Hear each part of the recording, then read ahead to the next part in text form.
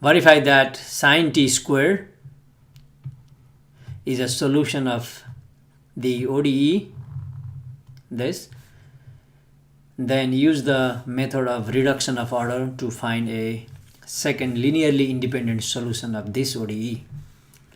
So we have to verify this is a solution, means plug in y equals sine t square here, and we have to get 0. Okay, so here our y is y1, so y is sine t square. This is y1, but I'm just saying y, sine t square. Then let's find first derivative, y prime. Derivative of sine is cosine t square times derivative of t square by the chain rule, that's 2t.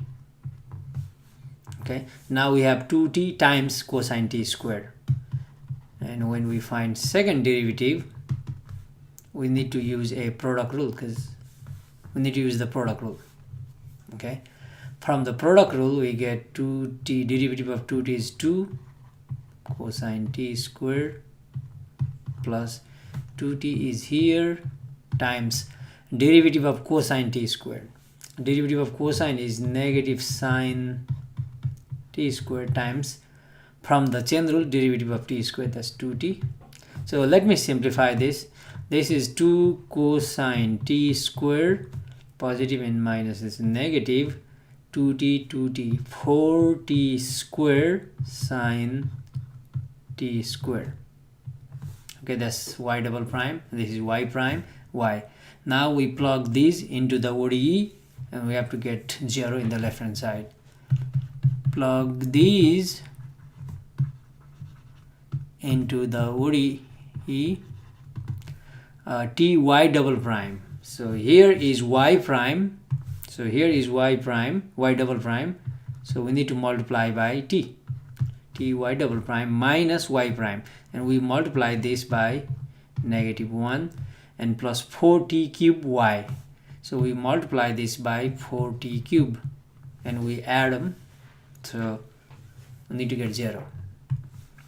Okay, t times this, so that's 2t cosine t squared minus 4t cubed sine t squared.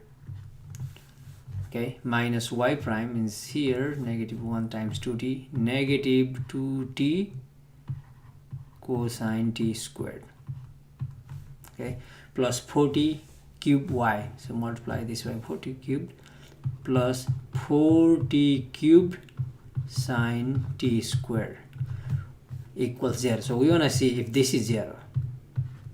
Okay, in the left hand side, 4t cubed sine t squared cancel, and 2t cosine t squared minus 2t cos is also cancel, so we get 0 equals 0.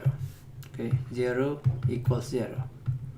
Yes, that means sine t square is a solution. So thus sine t square is a solution of the ODE. Next, we want to find a second linearly independent solution. Okay, so let me erase this and I'll come back. To find a second solution, we need to write this ODE in the standard form. That means we cannot have t at the front, so divide through by t because t is positive. So the ODE is, when we divide through by t, we get y double prime minus 1 over t y prime plus 4t squared y equals 0. And we have first solution given here, one solution given, sine t squared. Okay, we need to find a second solution, and there is a formula given by the reduction of order. So y2 as a function of t is y1, the first solution, times integral of, on the bottom, first solution is squared, on the top it's like an integrating factor, but we are in the right hand side, so negative. negative pt dt, and the whole thing dt. And this p is in fact, here is p, this is q, which is not needed. P is negative 1 over t. So this is y1 is first solution sine t square integral. This is sine t square is square, so sine is square, the angle is t square on the top. So let me do on the side, okay, so that it will be faster. E raised to negative pt is negative 1 over t, negative 1 over t dt, negative negative positive, so 1 over t is just natural log of t. When we integrate, so antiderivative of 1 over t is natural log of t, cancel t, so this is pretty much t dt. Now we need to integrate this fraction. Okay, so t times sine square t square. We know that cosecant square theta is negative cotangent theta, because derivative of cotangent is negative cosecant square. That means antiderivative of cosecant square is negative cotangent. I can see cosecant square here because 1 over sine, reciprocal of sine is cosecant. So let me go for that. Sine t square integral of 1 over, let me put t, that's on the top. 1 over sine is cosecant, in this case is square, t square dt. Now is a times t, so we need to make a u substitution. So let u be t square, then du is just 2t dt, or dt is in fact du over 2t from here, or we can find dt, that's du over 2t.